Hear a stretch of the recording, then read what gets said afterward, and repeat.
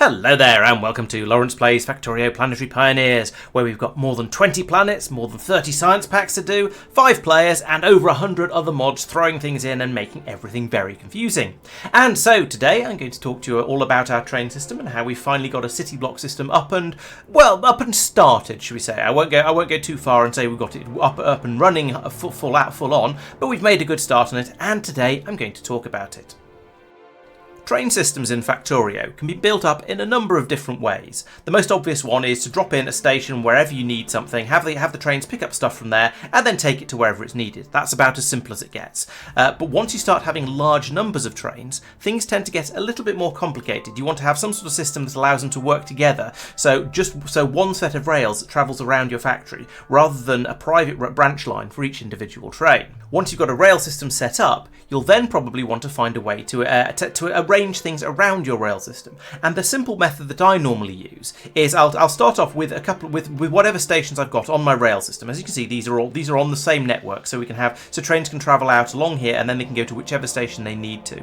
And then I'll build perhaps a construction system or a smeltery. So perhaps I'd have a smeltery that's just attached onto the rail down here, in much the same way that this mine is attached onto it. And that's what I tend to call a township design, because each thing that happens in its own town. So you might have a town that makes green circuits, you might have a town that makes red circuits, and so on and so on. And I find that's quite a nice simple way of arranging things. And I find that as you move away and start tapping further and further away ore patches like this one, and then maybe going out over here somewhere, you naturally get more and more space on your lines where you can build up your towns. And so that works really quite nicely. The factory expands with you, and there's usually space to build. And this is a system I've used in a lot of my previous games. So you'll have seen that in the Space Age run that I've just completed. You'll have seen it in the K2SE run we did a year or so ago. And you'll have seen it probably in previous runs that I've done as well. The next step up from that's a lot more organised and neat looking, is what we call a city block design. And that's what we've got going on over here, and that's where you build up individual blocks, which is completely surrounded by rail, and then we'll typically have some stations on it. And there are many ways to set it up, but in this particular case we've gone for these squares, and there's room for one station on each side of it. So in this case we're asking for copper ore to be brought in, and we're going to ship out crushed copper and sand. We've not built the actual stuff that goes inside it yet, but we've got the stations in place, we've got the general arrangement of the rails around it.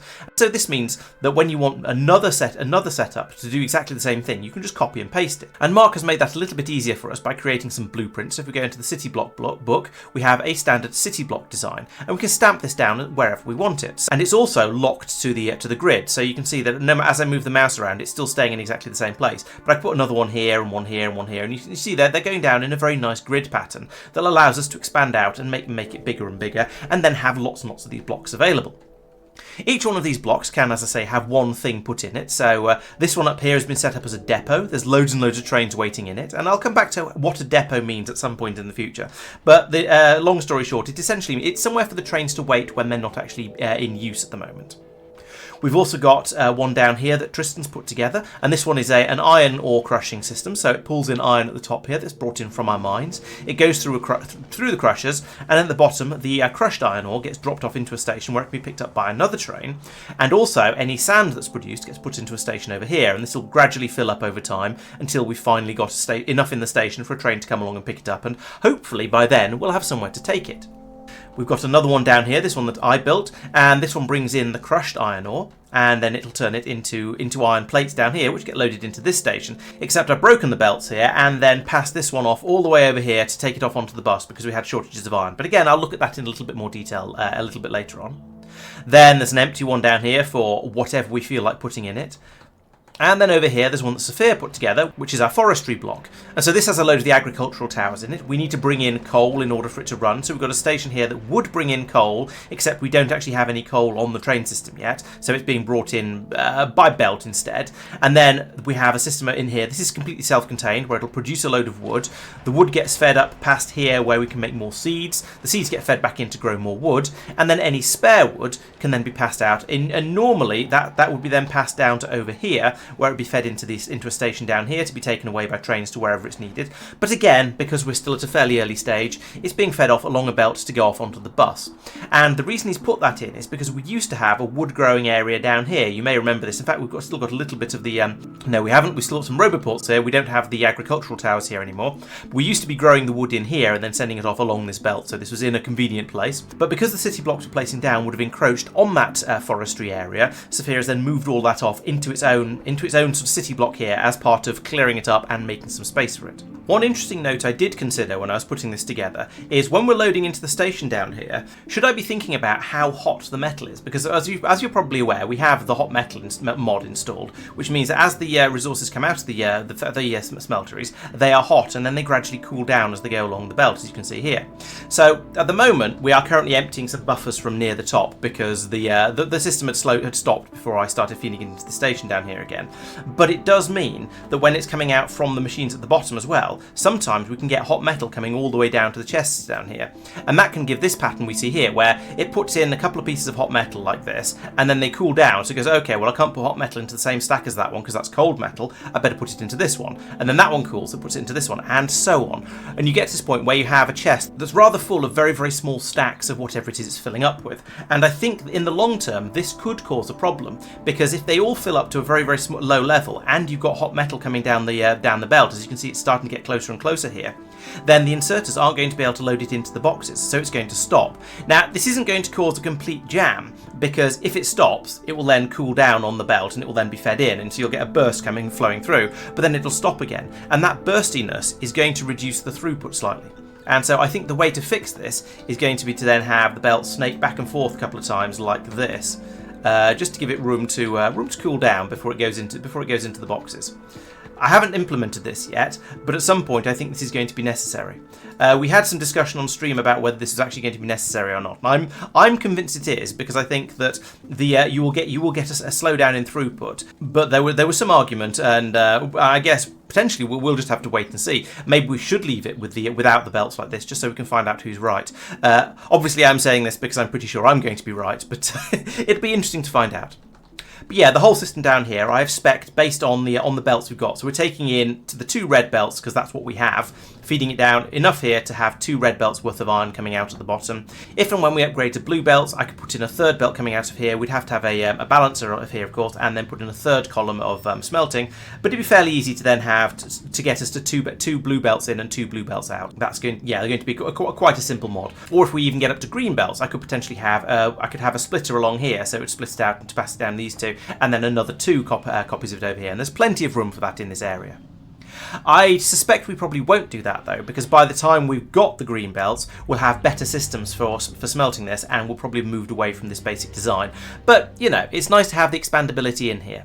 There's also the potential of having more outputs from these unloaders over here, possibly when we get stack inserters, and then I'll be able to have more outputs and then more columns of smelters along here. But there are lots and lots of ways this could be improved in the future as necessary, but this works quite well with the level of technology we've got at the moment, and so this is what I've built for.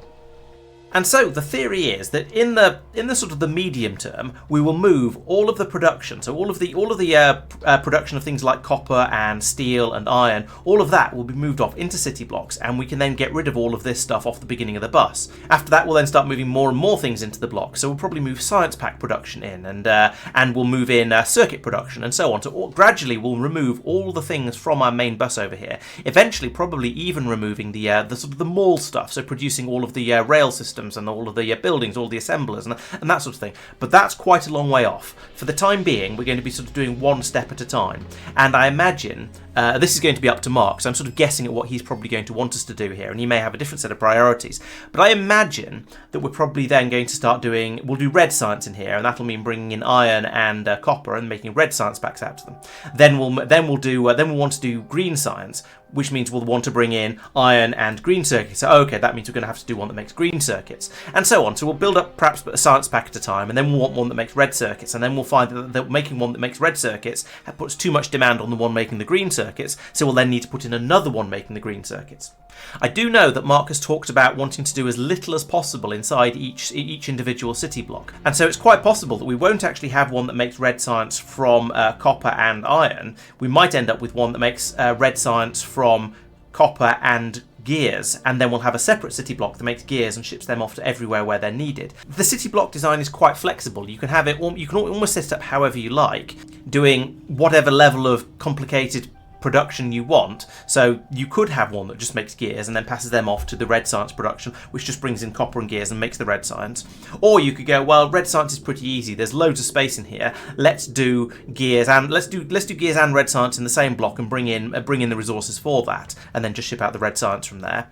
And then you get to green science, which is a little bit more complicated. And then you might go, well, I don't want to start making the belts and the inserters here, because that's going to be a bit cramped trying to fit all of that into the same city block. And this is going to be significantly worse for, say, the purple science or the yellow science, where there's a lot more that goes on.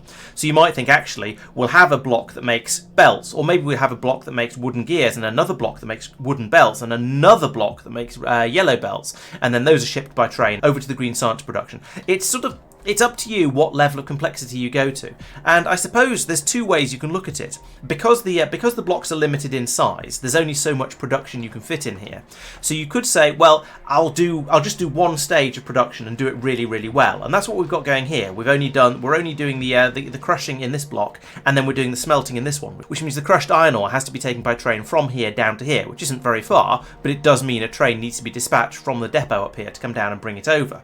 We could probably have fitted all of these furnaces into this block as well, and then brought in iron ore and shipped out iron plates.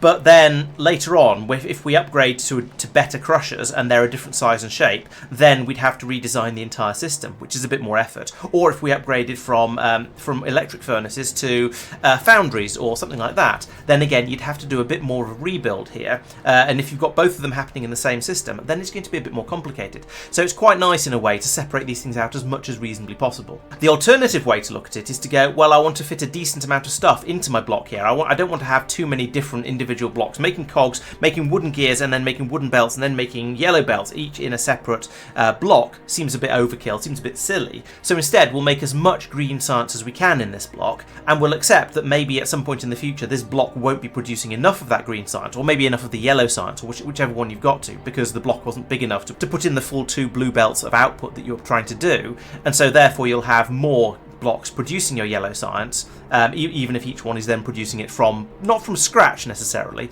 but from slightly simpler products. So there's a bit of a dilemma there. There are multiple ways we could do this, and well, it's up to Marc. We'll see which one he prefers and which one we end up going for. Another consideration for city blocks is how to deal with mines, because for a construction block like the crushing or the smelting down here, you can just put it down wherever. If you've got water in the way or if you've got cliffs in the way, you can landfill them or you can blow them up. But resource patches are where they are. You can't move them. So for example, this stone patch is an example of one that is very, very manageable, because that's basically inside the city block build area of which is this square here. So it'd be quite easy to put in a stone mine there and pipe it out and have it go into a station down here and be shipped off to wherever it's needed. This coal patch, not quite so good, because quite a lot of it is overlapping with this station. Potentially you could use the top station, redesign it to be a pickup station, and then have this flow out a little bit over here. But then there's also quite a lot of our resources that are in very, very awkward positions. So this iron ore patch down here, for example, is right in the middle of the rail system. And it's kind of encroaching a little bit on the roundabout as well. So what do we do with that? Do we end up going, well, we'll have a gap in the rail here in order to accommodate it? Do we say we'll have a double-sized city block here, and we won't put this bit of rail and stations in the middle? So, and then we can sort of squeeze and remove this rail that comes through the middle, so we can squeeze all the mining drills in here, and then pipe it from there, perhaps down to either here or here. That's possible too. But I've noticed as I pan around, there are quite a lot of our resource patches that don't fit very well into the nice, neat city block design, because they're all a bit it's all a bit organic, and they've been spawned in wherever the game wants to put them. So we're going to have to make some decisions there. For getting started, we decided that, well, these two iron patches over here, actually this one kind of fits into the city block build place reasonably well. This one does not. That's right under the railway, so that one doesn't work. But also, if we wanted to get over here, we'd have to put in more blocks going across here, and that would interfere with the oil mining we've got going on down here, and with this iron mine that's up here. And so, for the time being, I've just put in these normal rails that do link up with the city block design, but they're just sort of they're a bit that are going off to nearby ore patches in order to pull the resources in. So how we're going to arrange this in the future, well, it remains to be seen. We are currently expanding out to the west over here. Marc has been doing some fighting out here. I did a very small amount and then sort of went, oh, I'm bored of this now. Let's go and do something interesting because I'm the streamer. Streamer's prerogative. Yeah, so he's building up a bit more, freeing up a bit more space for us to put in another row of the city blocks, and maybe a second row as well. So we'll have a lot more space over here that we can expand out into. Potentially, we could bring in our resources from over here and then have our city block grow out this way, or have our city block grow out as a sort of as being only 5 high, and then pull up at the resource patches from the south of it and from the north of it. These are all things we could potentially do. Exactly which one we're going to go for? Well, as I say, that's up to Marc. We will let him decide what he feels would be the best way to do it. As an aside, you might have noticed that our trains are somewhat flamboyant. That's the Train Trails mod, and the default is a rainbow trail. And I think if a train is actually carrying something, as we'll see over here if this one wakes up, which it probably will do fairly soon. Given the system we're using, I'm not sure why there's a train waiting at a pickup station here, but that's one for Marc to answer. Yeah, eventually this train will leave, and when it does, you'll see it has a pale blue trail because it's carrying iron ore, and so it allows you to tell at a glance what a train's carrying, and also it looks kind of pretty, so we're quite happy with that mod.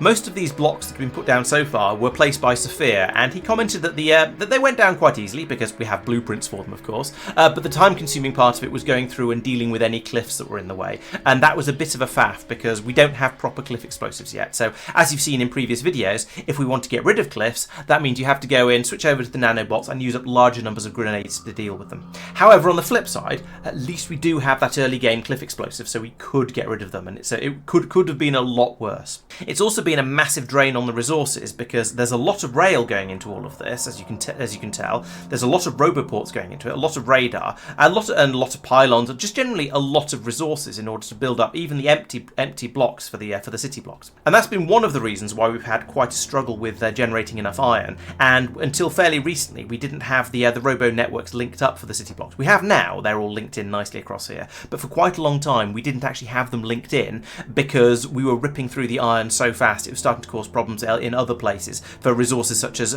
building out to get more iron mines, for example. So that was a bit problematic. But now we've got to a point where, well, as you can see, this belt here it's running quite slowly. That runs along here, up this way, round here, past all of the mining over here, and then it's linked in with the other inputs over here. So we've got the 2 feeds of iron coming in from the smelting area down here that you've seen before, and then they're being joined by this third one. And I put in a third bypass belt along here. So we've got 2 red belts feeding iron down the bus all the way along here, and then a third one that tops it up all the way down here, fairly close to the end, so we can make sure that even down here we have a decent amount of iron available. And now we are thoroughly caught up, which means we have, well, we're building blue circuits as fast as we can, which is not actually that fast. I think this needs to be turned into a red belt, and possibly some more machines making the blue circuits along here as well. That said, we are currently just filling up this buffer belt along here, so in a way, it kind of doesn't matter. We've got plenty down here for all the rocket-related stuff, so I think we're in a pretty good position with the blue circuits as well. This is going to catch up quite soon. It's just filling up a belt, as I say. So I hope you found that interesting. That's been a nice dive into what we've done so far with the trains. I'm going to have a more in-depth video at some point that looks into Marc's LTN alternative, because he decided he wanted to build his own version of it, and it does quite a lot of the LTN related stuff, but not absolutely all of it. But I'm going to need to get some notes from him on how it works before I can make that one myself. Right, so that is the end of this video. Thank you very much for watching. I hope you've enjoyed it. We'll be streaming some more of Factorio Planetary Pioneers on Monday. There'll be more videos every Thursday and Friday on the channel, and of course the regular Wednesday Foundry stream where I should be playing that game that's like Factorio but in a Minecraft world. So please make sure you're subscribed to the channel so you don't miss out on any of that. Thank you very much for watching, and I'll see you next time. Bye bye.